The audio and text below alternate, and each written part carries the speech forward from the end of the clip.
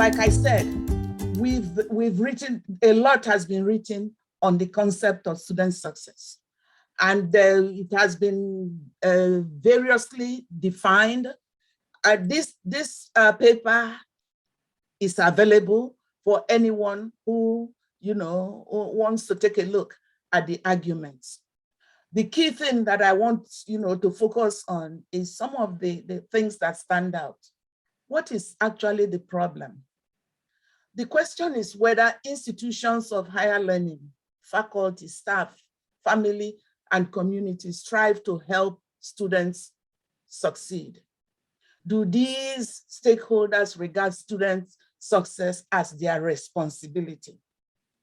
My question to you, my dear colleagues, is how many of you at the beginning of a semester have actually thought about these new students that are coming to you, that you are seeing for the first time, and determined that you are going to move all of them from point A to point B? And where do we stop the measurement of success? Is it after graduation? But that is really not the students' point of view. They want to graduate and also get a good job. So think about it seriously. Is there a unified culture of student success embraced and implemented by the academy? Are there built-in benchmarks for measurement of student success and accountability? How are these benchmarks measured and assessed? Who is responsible for this monitoring? The assessment and accountability to avoid incidents of tragedy of commons. I have to share with you an African proverb, which says that the goat that is taken care of by the entire village dies of hunger. So we are all, saying that we want our students to succeed, but the question is, what are we doing? What are we doing about it? So the literature is very clear, and I don't have the time to go through it right now. I just want this particular study we use both primary and secondary data, and the primary data we collected through questionnaires administered to selected faculty, students, families, academic affairs staff, student affairs staff, and community representatives. We are still working on the results. So I hope that next year I will present the full analysis of the result. But this is what I want to put before you in your consciousness. All these different 5 components are supposed to work together as partners. The students and their families, academic affairs, which is the administration and the academic departments, then student affairs, the community, and the labor market. In the labor market component, I included career services, because their job, and some of them work very hard to, present to students what the possibilities after graduation is, and what are available, the available opportunities and all that. So I broke down and I explained what this paper, means when it talks about these 5 components.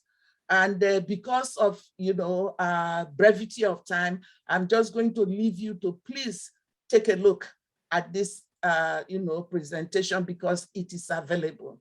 I'm rushing to go to this, the discussion.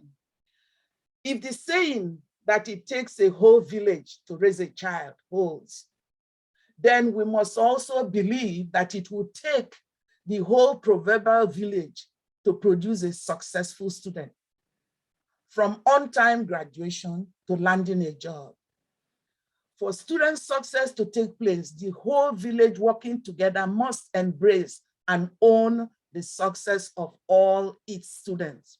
This paper believes that the key to achieving this goal is for the partners, the 5 components in each village, that by village, I mean communities here, to own this belief and make it work from recruitment planning to graduation and beyond.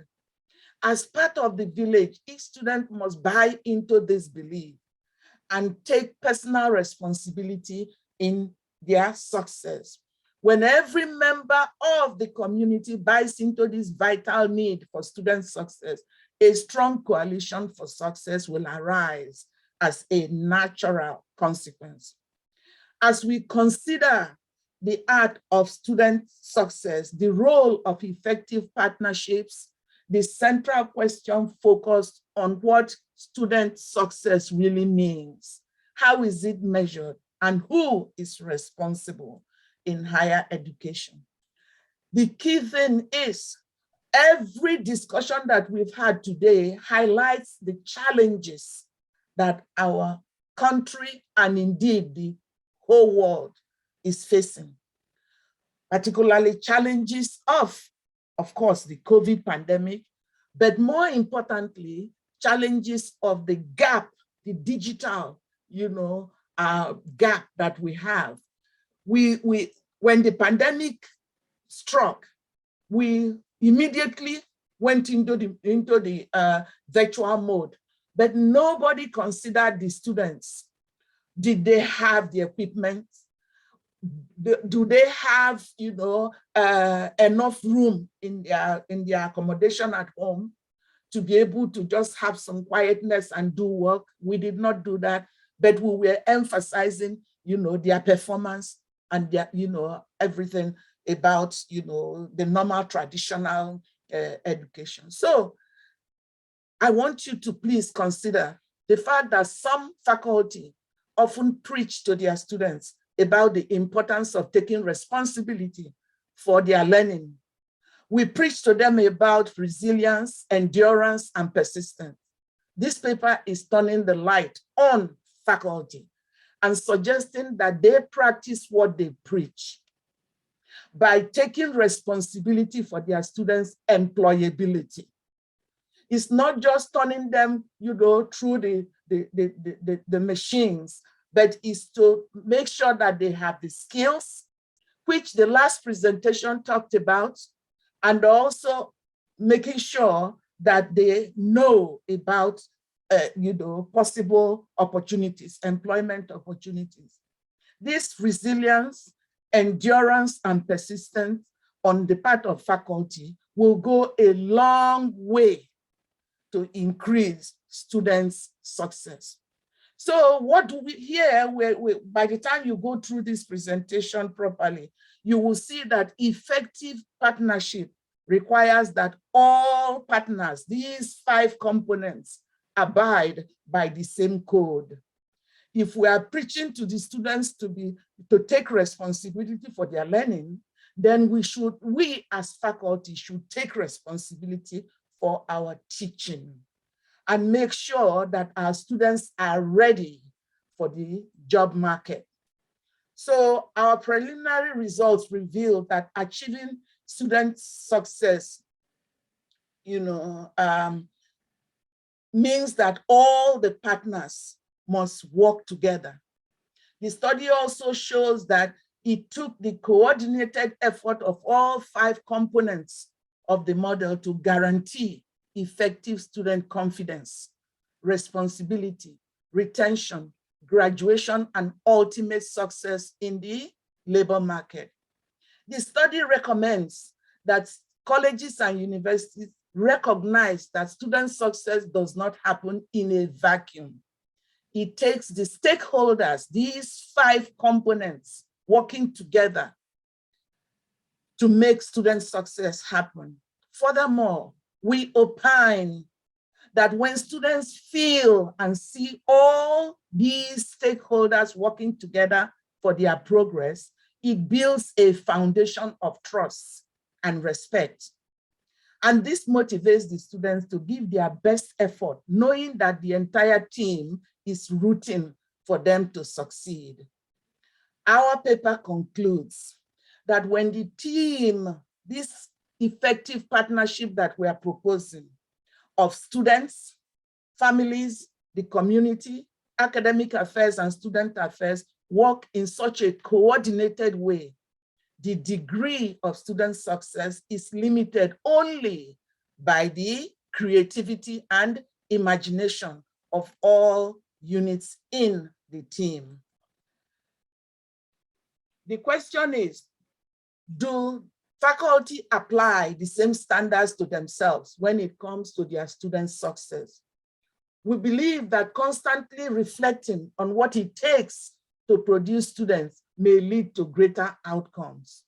And we're saying that rather than leave all the heavy lifting to be on the students themselves, we should consider the students as partners in the teaching and learning process. We're saying that student success should be the central focus of education, making sure that when we get them in, that they are ready for the industries. And it will take heavy lifting to do this, but we can do it if we focus on it and if we take responsibility for the results. I want you to think about the production function. For those of us who are in economics, you know that the output that you produce is a function of the input, labor, and machine. So we cannot always expect the output to be perfect if we are not intentional in our pedagogy, in our teaching, and all the activities that we put into the process and the practice. So it is important that all partners embrace the urgency of now in practice, not mere words. We've spoken enough. We've talked about student success as if it, takes place in a vacuum. But yet, our graduation rates are so low. Our retention rates are so low. There's something wrong. And that's what this paper is trying to bring to your attention, my dear colleagues. Finally, it is our hope that each member of this proverbial village, which is the community, consider how to participate in the student preparation for success.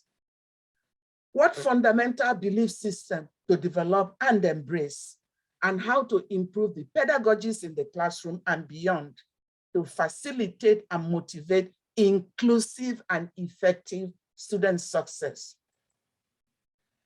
Recommendation. This paper examines success through various lenses to focus on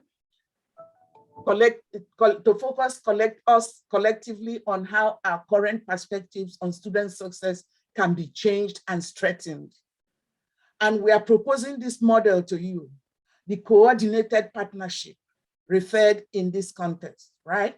It is our hope that the implementation of the proposed partnership model and associated questions discussed in this paper helps future researchers to appropriately own student success as a goal in each study they undertake, and intentionally plan proactively how to include diverse student voices and how to make them part of the effective partnership. Another area of research should focus on actions that communities can take to redirect resources and correct the thinking about student success to make it effective, productive, and inclusive for all students. A criterion for meaningful inclusion of student voices requires the proactive recognition that their opinions are essential and valid. Hence, it is a partnership. To increase student success, therefore, student voices are critical in this process because the collective effort is about their future. It is their lives, and they should have a say in that, in their preparation. So without,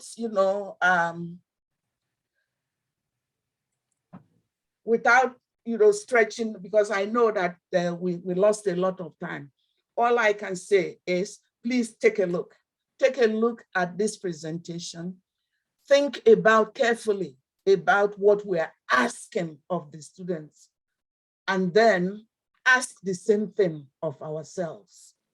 That commitment We are not just producing, numbers or people, who we don't care about. These are our very own future. If anything, if we are no longer here, they are supposed to represent us. So do they have the skills to succeed? How do we know that they do? How do we measure this? I hope I have provoked you enough, because that is the intent. Thank you very much.